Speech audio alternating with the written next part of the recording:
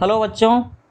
तो आज जो चैप्टर मैं डिस्कस करने जा रहा हूँ उसका नाम है नौबत खाने में इबादत। और ये जो चैप्टर है ये क्षितिज किताब से है, क्षितिज भाग 2 क्लास 10th के बच्चों के लिए जो CBSE NCERT का सिलेबस फॉलो करते हैं। तो जैसा कि इसका नाम है नौबत खाने में इबादत, तो इबादत का मतलब तो होता है प्रार्थना करना, पूजा करना भगवान की। नौबत खाने का मतलब क्या होता है? नौबत खाना का मतलब होता है प्रवेश द्वार के ऊपर मंगल ध्वनि बजाने वाला स्थान। तो ये जगह कहाँ हो सकती है? ये बड़े बड़े घरों में हो सकती है, बड़े बड़े मंदिरों में हो सकता है ये जगह, जिसे हम नौबत खाना कह सकते हैं, जहाँ पर मंगल ध्वनि, मंगल ध्वनि का मतलब है शंख ध्वनि, घंटियों की आवाज़। कुछ जगहों पर आजकल कह सकते हैं कि लाउड स्पीकर वगैरह भी लोग लगाने लगे हैं, जहां पर सवेरे सवेरे आपको आरती की आवाज़, हनुमान जी की चालीसा की आवाज़, दुर्गा चालीसा की आवाज़ें सुनाई दे सकती है। तो चूंकि इस चैप्टर का नाम है नौबत खाना, नौबत खाने में इबादत, तो मुझे लगता है इस चैप्टर में और भी कई सारे इस तरह के शब्द हो सकते हैं, उर्दू के शब्द हो सकते हैं, फारसी के शब्द हो सकते हैं, जिनका मतलब शायद आपको ना पता हो। तो एक बार पहले हम लोग जरा ऐसे शब्दों को ही देख लेते हैं। एक शब्द है ड्योढ़ी। ड्योढ़ी का मतलब होता है दहलीज, चौखट भी कहते हैं लोग इसे। रियाज करना, प्रैक्टिस करना, अभ्यास करना। मार्फत, किसी के द्वारा कोई चीज़ भेजना। श्रृंगी, श्रृंगी सींग का बना हुआ एक म्यूजिकल इंस्ट्रूमेंट होता है। मूर्छंग, ये भी एक प्रकार का म्यूजिकल इंस्ट्रूमेंट है जो आमतौर पर ग्रामीण इलाके में इस्तेमाल होता है। नेमत का मतलब क्या होता है? नेमत, खुदा की नेमत, ईश्वर की देन, सुख, धन, दौलत। सजदा करना, माथा टेकना। इबादत करना, उपासना करना, है ना, पूजा करना। तासीर, इसका मतलब होता है गुण, प्रभाव, असर। श्रुति, श्रवण से रिलेटेड है, तो शब्द ध्वनि। ऊहापोह की स्थिति, उलझन, अनसर्टेनिटी, है ना, अनिश्चितता की स्थिति। तिलिस्म, मिस्टिक, जादू। गमक, खुशबू, सुगंध। अजादारी, इसका मतलब होता है मातम करना, दुख मनाना, शोक मनाना। बदस्तूर, बादस्तूर, कायदे से, तरीके से, है ना। नैसर्गिक, नेचुरल, प्राकृतिक, स्वाभाविक। दाद, दाद देना, शाबाशी देना। तालीम का मतलब होता है शिक्षा। अदब, कायदा, साहित्य। अल्हम्दुलिल्लाह, अल्हम्दुलिल्लाह, तमाम तारीफ ईश्वर के लिए, है ना। जीजीविसा, जीने की इच्छा होना। और शिरकत करना, उसका मतलब होता है शामिल होना। तो ठीक है बच्चों, इस चैप्टर को शुरू करने से पहले जरा सा 2 मिनट के लिए हम लोग इस चैप्टर के जो लेखक हैं यतीन्द्र मिश्र, उनका परिचय भी जरूर पढ़ लेते हैं। और ये ज़रूरी है क्योंकि कई बार इससे संबंधित क्वेश्चन भी बोर्ड एग्जाम्स में रहते ही रहते हैं। ऑब्जेक्टिव में भी आ सकते हैं, सब्जेक्टिव में भी आ सकते हैं। तो इसके लेखक हैं यतीन्द्र मिश्र। इनका जन्म सन 1977 में अयोध्या में हुआ। ये 1977 लिखा है, तो उस हिसाब से तो मुझे लगता है ये बड़े ही युवा कवि हैं। और अयोध्या, फैजाबाद, ये तो वही जगह है जहाँ पर मैंने भी अपनी ज़िंदगी के 11-12 साल बिताए हैं।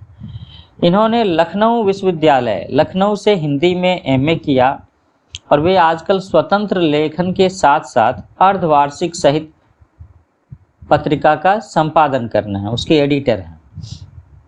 सन 1999 में साहित्य और कलाओं के संवर्धन और अनुशीलन के लिए एक सांस्कृतिक न्यास विमला देवी फाउंडेशन का संचालन भी कर रहे हैं यतीन्द्र मिश्र जी।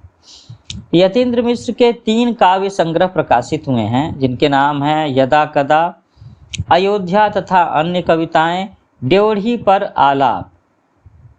इसके अलावा शास्त्रीय गायिका गिरिजा देवी के जीवन और संगीत साधना पर एक पुस्तक गिरिजा भी लिखी है इन्होंने।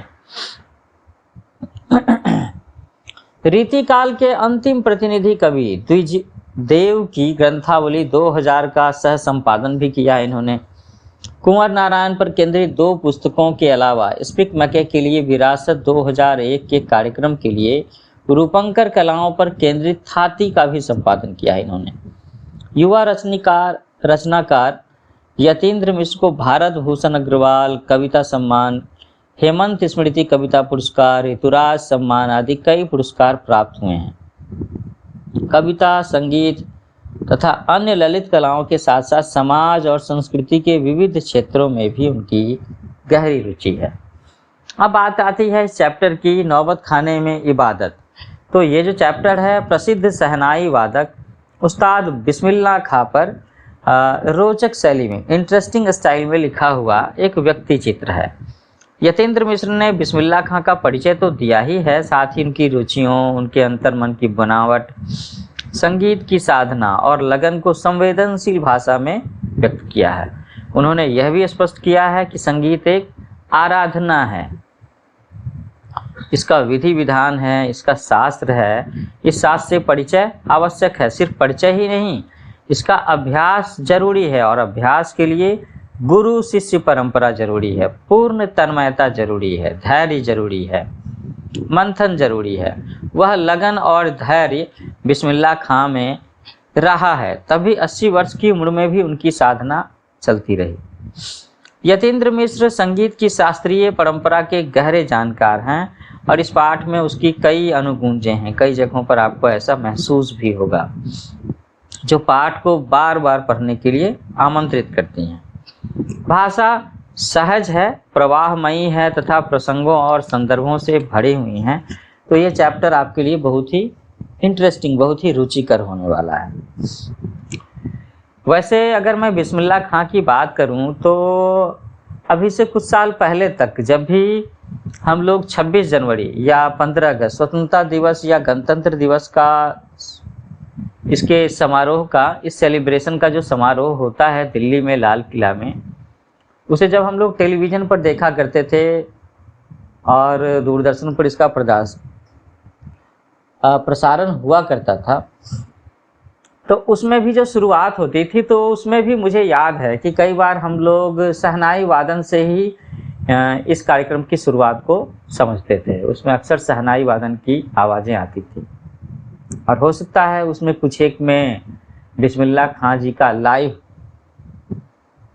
परफॉर्मेंस भी रहा हो, कुछ में रिकॉर्डिंग भी रही हो, ऐसी बात हो सकती है।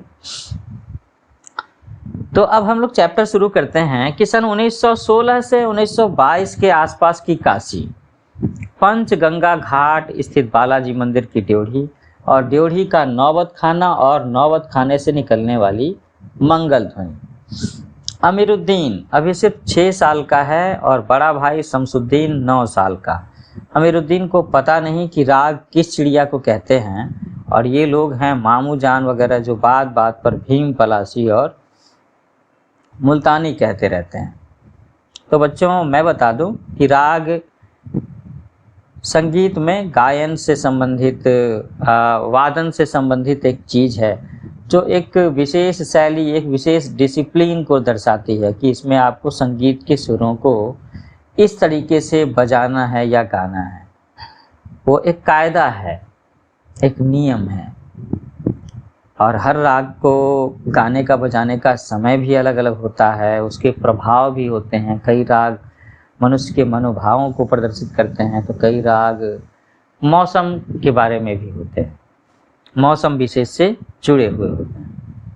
तो ये जो भीम पलासी और मुल्तानी लिखा है, एक्चुअली ये भी 2 रागों के नाम हैं। मुझे थोड़ी सी जानकारी है इस बारे में, क्योंकि थोड़ा सा संगीत का माहौल रहा है मेरे घर में। क्या वाजिब मतलब हो सकता है इन शब्दों का, इस लिहाज से अभी उम्र नहीं है अमीरुद्दीन की, जान सके इन भारी शब्दों का वजन कितना होगा। गोया इतना जरूर है कि अमीरुद्दीन व शमसुद्दीन के मामा द्वय मतलब 2 मामा, सादिक हुसैन तथा अली बख्श देश के जाने माने शहनाई वादक हैं। तो मुझे लग रहा है कि इस चैप्टर में अभी तक हम लोग जो अमीरुद्दीन नाम पढ़ते आ रहे हैं, शायद यही बच्चा आगे चल कर के बिस्मिल्लाह खां हो सकता है। तो यहाँ पर ये स्पष्ट भी हो गया कि अमीरुद्दीन और शमसुद्दीन के जो दो मामा हैं बड़े, सादिक हुसैन और अली बख्श, देश के जाने माने शहनाई वादक हैं। विभिन्न रियासतों के दरबार में बजाने जाते रहते हैं। रोजनामचे में बालाजी का मंदिर सबसे ऊपर आता है। तो बच्चों, ये रोजनामचा शब्द है क्या? रोजनामता का मतलब होता है डेली रूटीन। तो हर दिन की शुरुआत वहीं ड्योढ़ी पर होती है। मंदिर के विग्रहों को पता नहीं कितनी समझ है, जो रोज बदल बदल कर मुल्तानी, कल्याण, ललित और कभी भैरव रागों को सुनते रहते हैं। तो मुल्तानी, कल्याण, ललित और भैरव ये सभी संगीत के राग हैं। ये खानदानी पेशा है अली बख्श के घर का। क्या है उनके घर का खानदानी पेशा? शहनाई बजाना। और उनके अब्बा जान भी यहीं ड्योढ़ी पर शहनाई बजाते रहते हैं। तो बच्चों, यहाँ पर एक बहुत ही अच्छी बात पढ़ने को मिल रही है, वो है अपने देश में सर्वधर्म समभाव की, है ना।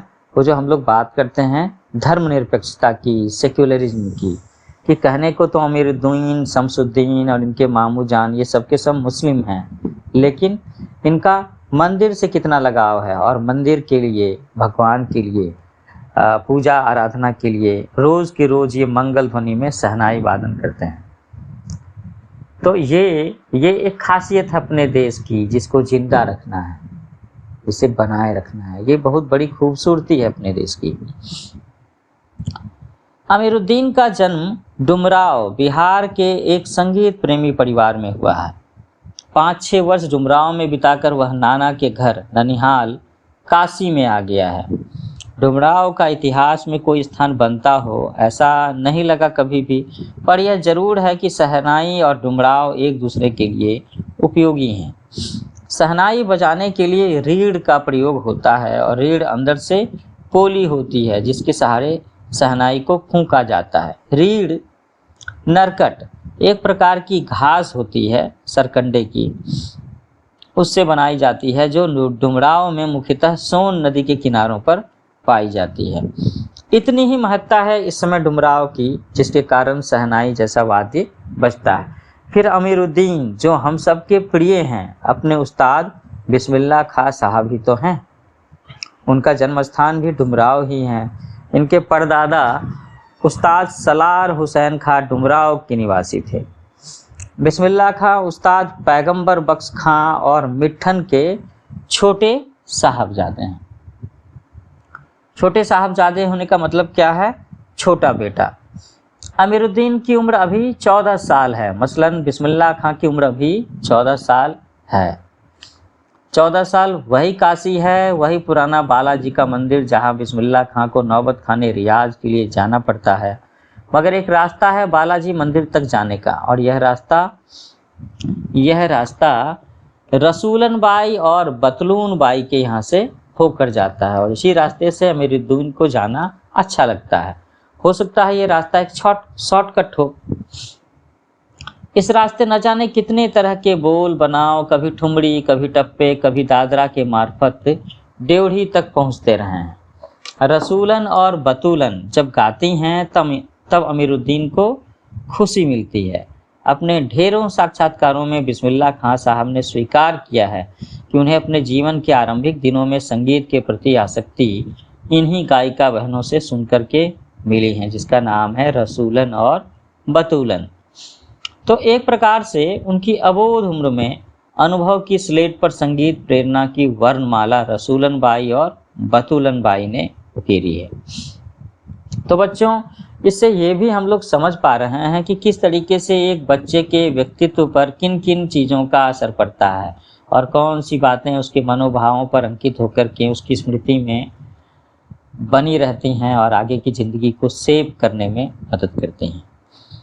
वैदिक इतिहास में शहनाई का कोई उल्लेख नहीं मिलता। इसे संगीत शास्त्रांतर्गत सुशिर वाद्यों में गिना जाता है।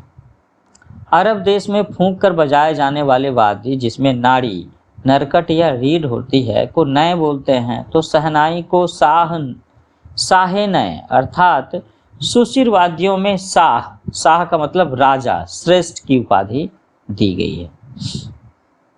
मतलब सुशिर वाद्य का मतलब क्या हो गया? जिनमें सांस का प्रयोग होता है, हवा का प्रयोग होता है, फूंकने की बात होती है। तो 16वीं शताब्दी के उत्तरार्ध में तानसेन के द्वारा रची बंदिश को संगीत राग कल्पुदम से प्राप्त होती है। इसमें सहनाई, मुरली, वंशी, श्रृंगी और मूर्छंग आदि का वर्णन आया है। तो बच्चों ये जो सारे के सारे म्यूजिकल इंस्ट्रूमेंट्स हैं, सहनाई, मुरली और वंशी, काफ़ी हद तक बांसुरी वही चीज़ है। श्रृंगी, मूर्छंग आदि का वर्णन आया है। ये सब के सब सांस से बजने वाले वाद्य यंत्र हैं। अवधी पारंपरिक लोकगीतों एवं चैती में शहनाई का उल्लेख बार बार मिलता है। मंगल का परिवेश प्रतिष्ठित करने वाला यह वाद्य इन जगहों पर मांगलिक विधि विधानों के अवसर पर ही प्रयुक्त हुआ है। दक्षिण भारत के मंगल वाद्य नाग स्वरम की तरह शहनाई प्रभाती का मंगल ध्वनि का संपूरक है। तो बच्चों आप आजकल के समय में भी किसी अच्छे परिवार में, पढ़े लिखे परिवार में या ग्रामीण क्षेत्र में तो अक्सर ही किसी घर में बच्चे का मुंडन हो, शादी हो, उस तरह की चीज़ें हों तो आपको शहनाई की आवाज़ सुनने को मिल सकती है। तो शहनाई के इसी मंगल ध्वनि के नायक बिस्मिल्लाह खां साहब 80 बरस से सुर मांग रहे हैं। सच्चे सुर की नेमत, सच्चे सुर की सौगात, आशीर्वाद। 80 बरस की 5 वक्त वाली नमाज इसी सुर को पाने की प्रार्थना में खर्च हो जाती है। लाखों सजदे इसी एक सच्चे सुर की इबादत में खुदा के आगे झुकते हैं। वे नमाज के बाद सजदे में गिड़गिड़ाते हैं, मेरे मालिक एक सुर बख्श दे। सुर में वह तासीर पैदा कर कि आँखों से सच्चे मोती की तरह अनगर आंसू निकल आए।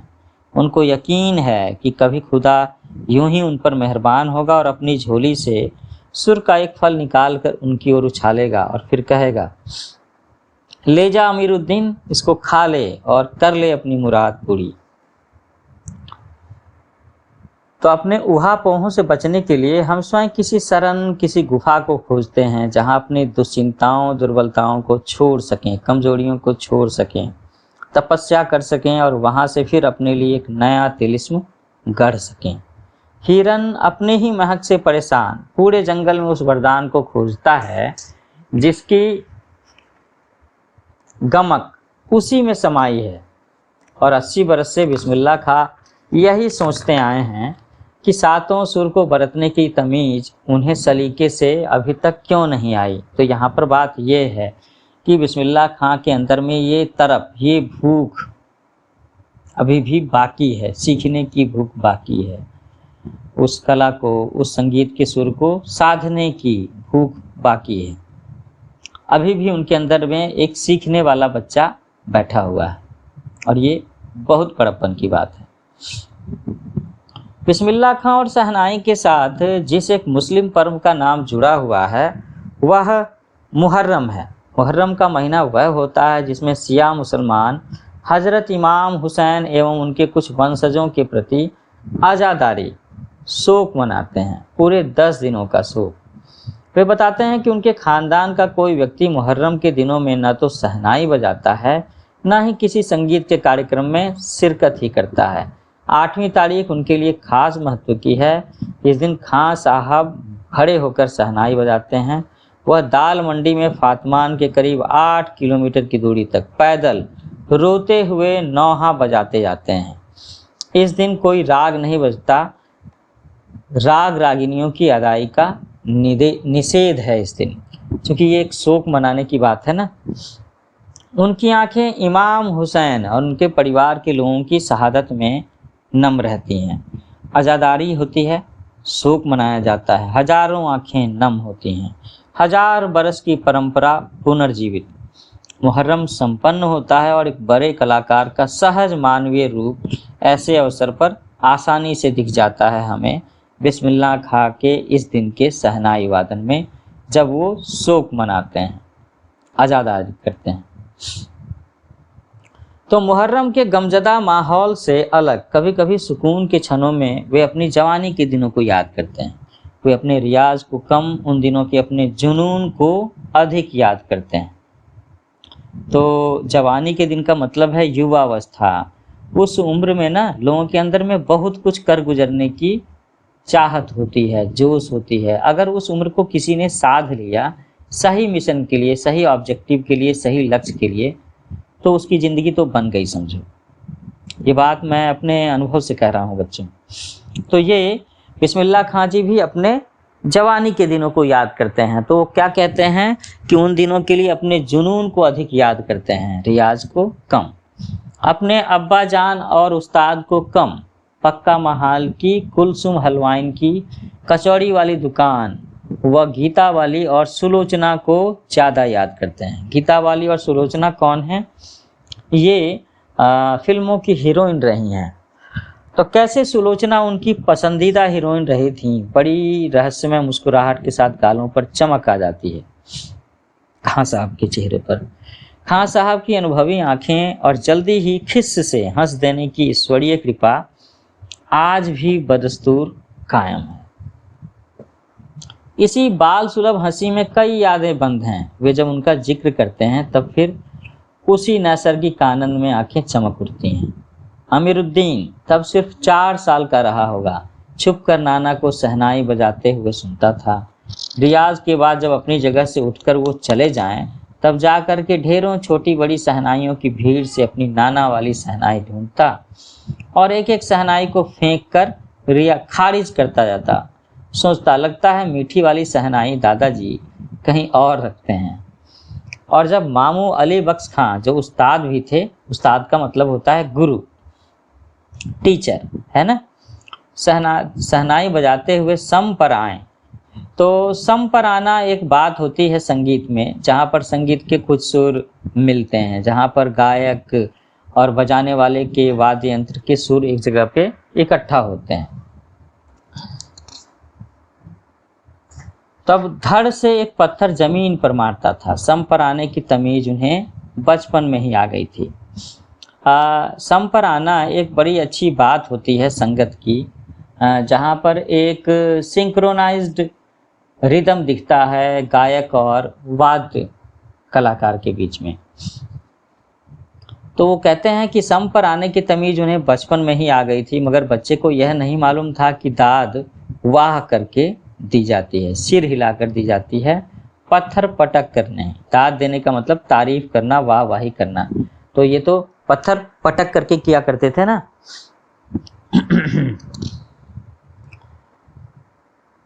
और बचपन के समय फिल्मों के बुखार के बारे में तो पूछना ही क्या। उस समय 3rd क्लास के लिए 6 पैसे का टिकट मिलता था और अमीरुद्दीन 2 पैसे मामू से, 2 पैसे मौसी से और 2 पैसे नानी से ले लेता था। फिर घंटों लाइन में लगकर टिकट हासिल करता था। इधर सुलोचना की नई फिल्म सिनेमा हॉल में आई और उधर अमीरुद्दीन ने अपनी कमाई लेकर के चला फिल्म देखने, जो बालाजी मंदिर पर रोज शहनाई बजाने से उसे मिलती थी। एक अठन्नी मेहनताना। मेहनताना का मतलब क्या है? सैलरी। उस पर यह शौक जबरदस्त कि सुलोचना की कोई नई फिल्म न छूटे और कुलसुम की देसी घी वाली दुकान, वहाँ की संगीतमय कचौड़ी। संगीतमय कचौड़ी का मतलब ये है कि स्वादिष्ट कचौड़ी खाने का आनंद, और साथ साथ में हम लोगों ने जो पिछले पन्ने पर पढ़ा अभी 2 बहनों के बारे में, रसूलन बाई और बतलून बाई, उनकी गायकी के बारे में, इसीलिए वो कचौड़ी संगीतमय थी। संगीतमय कचौड़ी इस तरह क्योंकि कुलसुम जब कलकलाते घी में कचौड़ी डालती थी तो उस समय छन से उठने वाली आवाज़ में उन्हें सारे आरोह अवरोह दिख जाते थे। राम जाने कितनों ने ऐसी कचौड़ी खाई होंगी, पर इतना तय है कि अपने खां साहब रियाजी और स्वादी दोनों रहे हैं, और इस बात में कोई शक नहीं कि दादा की मीठी शहनाई उनके हाथ लग चुकी है। तो काशी में संगीत आयोजन की एक प्राचीन एवं अद्भुत परंपरा है। तो बचपन में वहाँ पर वो हो सकता है संगीत आयोजन वगैरह देखने जाते भी होंगे। अगर हम लोग यूपी के शहरों की बात करें तो मुझे लगता है काशी प्राचीन काल से ही बहुत अद्भुत शहर रहा है, बहुत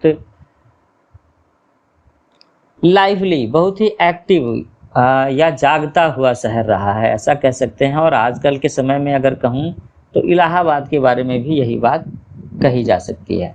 और ये दोनों के दोनों ही जगह जो हैं पढ़ाई के तौर पर, शिक्षा के क्षेत्र में, कला के क्षेत्र में बहुत ही अग्रणी रहे हैं।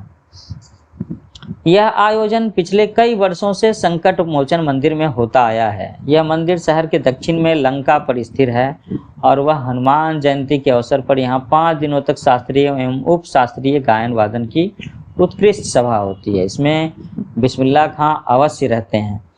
अपने मजहब के प्रति अत्यधिक समर्पित उस्ताद बिस्मिल्लाह खां की श्रद्धा काशी विश्वनाथ जी के प्रति भी अपार है। वे जब भी काशी से बाहर रहते हैं तब विश्वनाथ और बालाजी मंदिर की दिशा की ओर मुंह करके बैठते हैं कि थोड़ी देर ही सही, मगर उसी ओर शहनाई का प्याला घुमा दिया जाता है और भीतर की आस्था रीढ़ के माध्यम से बजती है।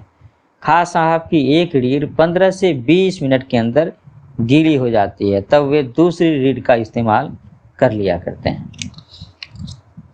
अक्सर कहते हैं कि क्या करें मियाँ, ये काशी छोड़ कर के कहाँ जाएं, और गंगा मैया यहाँ,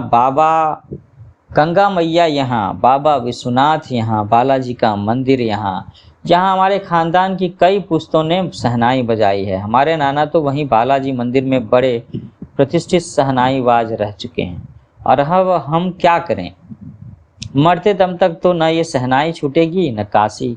जिस जमीन ने हमें तालीम दी, जहाँ से अदब पाई, वो कहाँ और मिलेगी।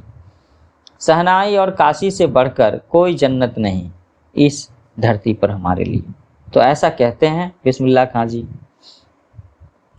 काशी संस्कृति की पाठशाला है। मैंने अभी थोड़ी देर पहले कहा था ना काशी शहर के बारे में। शास्त्रों में आनंद कानन नाम से प्रतिष्ठित काशी में कलाधर हनुमान और नृत्य विश्वनाथ हैं। काशी में बिस्मिल्लाह खां हैं। कलाधर हनुमान ये वही हनुमान बजरंग बली ही हैं, और नृत्य विश्वनाथ हैं। विश्वनाथ का मतलब शिव शंकर। काशी में हजारों सालों का इतिहास है, जिसमें पंडित कंठे महाराज हैं, विद्याधरी हैं, और बड़े रामदास जी हैं, मजुद्दीन खां हैं, और वह इन रसिकों से उपकृत होने वाला अपार जन समूह है जो साक्षी रहा है इन सबके संगीत कला और उसमें विशिष्टता का। यह एक अलग काशी है जिसकी अलग तहजीब है, अपनी बोली और अपने विशिष्ट लोग हैं। इनके अपने उत्सव हैं, अपना गम है, अपना सेहरा बनना और अपना नौहा। आप यहाँ संगीत को भक्ति को किसी भी धर्म के कलाकार से, कजरी को चैती से, विश्वनाथ को विशालाक्षी से, बिस्मिल्लाह खां को गंगा द्वार से अलग करके नहीं देख सकते। अक्सर समारोहों एवं उत्सवों में दुनिया कहती है कि ये बिस्मिल्लाह खां हैं। बिस्मिल्लाह खां का मतलब बिस्मिल्लाह खां की शहनाई। शहनाई का तात्पर्य बिस्मिल्लाह खां का हाथ। इसका मतलब शहनाई और बिस्मिल्लाह खां आजकल के समय में एक दूसरे के पर्याय हैं, साइनोनिम्स। तो हाथ से आशय इतना भर कि बिस्मिल्लाह खां की फूंक और शहनाई की जादुई आवाज़ का सर हमारे सिर चढ़कर बोलने लगता है। शहनाई में सरगम भरा है। खां साहब को ताल मालूम है, राग मालूम है, और ऐसा नहीं कि बेताले जाएंगे। शहनाई में 7 सुर लेकर निकल पड़े। शहनाई में परवरदिगार गंगा मैया उस्ताद की नसीहत लेकर उतर पड़े। दुनिया कहती सुभान अल्लाह, इस पर बिस्मिल्लाह खां कहते हैं अल्हम्दुलिल्लाह। अल्हम्दुलिल्लाह का मतलब मैंने अभी थोड़ी देर पहले बताया था ना। इसका मतलब है कि तमाम तारीफ, जो भी तारीफ आप मेरे लिए कर रहे हो, ये मेरी नहीं, आप अल्लाह की तारीफ करो, भगवान की तारीफ करो, जिसने मुझे ये गुण दिया है और मैं ये आपके सामने में पेश कर रहा हूँ। छोटी छोटी उपज से मिलकर एक बड़ा आकार बनता है। शहनाई का करतब शुरू होने लगता है। बिस्मिल्लाह खां का संसार सुरीला होना शुरू हुआ। फूंक में अजान की तासीर उतरती चली आई। अजान क्या होती है? मस्जिदों में जो दुआ, जो प्रार्थना की जाती है ना, वही। तो देखते देखते शहनाई 1.5 शतक के साज से 2 शतक का साज बन साजों की कतार में सरताज हो गई। साजों की कतार में सरताज हो गई मतलब म्यूजिकल इंस्ट्रूमेंट्स में इसे एक बहुत बड़ी पोजीशन दी गई। अमीरुद्दीन की शहनाई गूंज उठी शहनाई। उस फकीर की दुआ लगी जिसने अमीरुद्दीन से कहा था कि बजा बजा। किसी दिन एक शिष्या ने डरते डरते खां साहब को टोका कि बाबा आप यह क्या करते हैं, इतनी प्रतिष्ठा है आपकी, अब तो आपको भारत रत्न भी मिल चुका है, यह फटी तहमद पहना करें, अच्छा नहीं लगता। जब भी कोई आता है आप इसी फटी तहमद में सबसे मिलते हैं। तो खां साहब मुस्कुराए और लाड़ से भरकर बोले कि धत पगली, ये भारत रत्न हमको सहनैया से मिला है।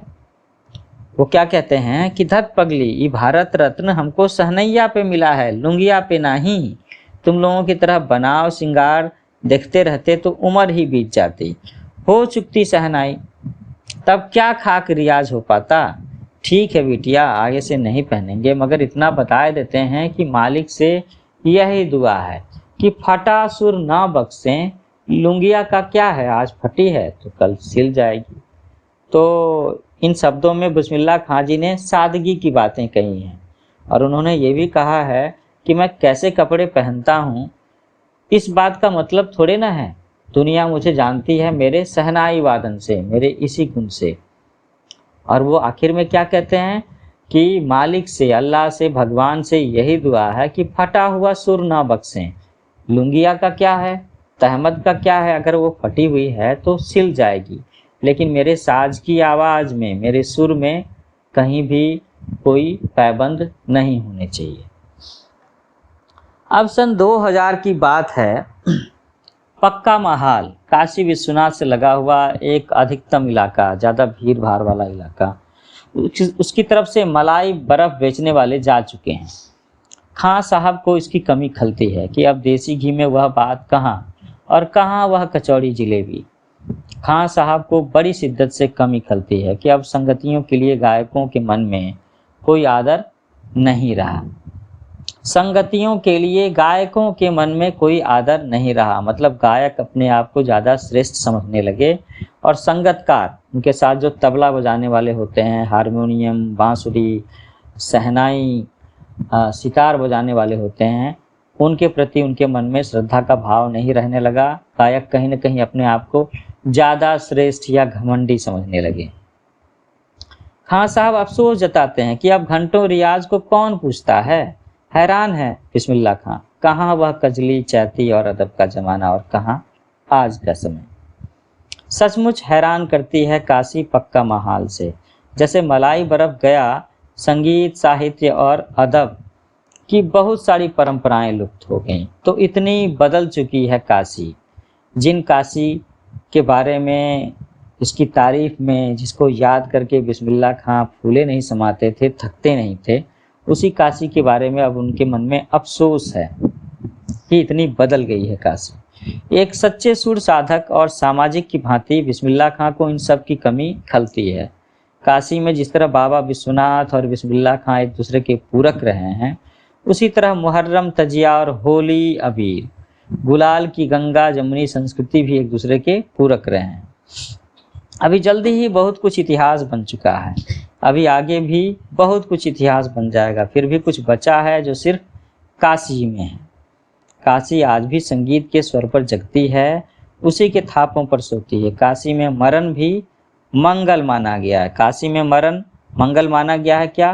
तो हिंदू धर्म में ऐसी बातें कही जाती हैं कि अगर आप काशी में मरते हो तो आपको स्वर्ग की प्राप्ति होती है। काशी के बारे में कहते हैं ना कि वो भगवान शंकर के त्रिशूल पर बसा हुआ शहर है, वो धरती पर नहीं है, धरती से श्रेष्ठ जगह पे बसा हुआ है। काशी आनंद कानन है और सबसे बड़ी बात है कि काशी के पास उस्ताद बिस्मिल्लाह खां जैसा लय और सुर की तमीज़ सिखाने वाला नायाब हीरा रहा है, जो हमेशा से दो कौमों को, हिंदू और मुस्लिमों को एक होने और आपस में भाईचारे के साथ रहने की प्रेरणा देता रहा। भारत रत्न से लेकर के इस देश के ढेरों विश्वविद्यालयों की मानद उपाधियों से अलंकृत वह संगीत, नाटक, अकादमी पुरस्कार एवं पद्म विभूषण जैसे सम्मानों से नहीं, बल्कि अपनी अजेय संगीत यात्रा के लिए बिस्मिल्लाह खां साहब भविष्य में हमेशा संगीत के नायक बने रहेंगे। 90 वर्ष की भरी पूरी आयु में 21 अगस्त 2006 को संगीत रसिकों की हार्दिक सभा से विदा हुए खां साहब की सबसे बड़ी देन हमें यही है कि पूरे 80 बरस उन्होंने संगीत को संपूर्णता व एकाधिकार से सीखने की जिजीविषा को अपने भीतर जिंदा रखा। तो बच्चों यही बात मैंने थोड़ी देर पहले भी कही थी ना कि बिस्मिल्लाह खां के अंदर में एक बच्चा, एक सीखने वाला विद्यार्थी हमेशा से रहा है। जो बातें उन्होंने कही है, वो तड़प, वो भूख कि हाँ मुझे ये सुर और भी अच्छे से बजाना है, ये चीज़ उनके अंदर में रही है और इस चीज़ को उन्होंने मरते दम तक अपने अंदर में जिंदा रखा। तो बच्चों इस तरीके से आपका ये चैप्टर यहाँ पर ख़त्म होता है, जिसका नाम है नौबत खाने में इबादत, जिसमें हम लोगों ने बिस्मिल्लाह खां जी के बारे में पढ़ा, उनकी जीवन यात्रा के बारे में पढ़ा। तो जल्दी ही हम लोग इस चैप्टर के एक फॉलोअप लेक्चर सेशन में मिलेंगे, जहाँ मैं आपको क्वेश्चन आंसर सॉल्व करने में आपकी मदद करूँगा।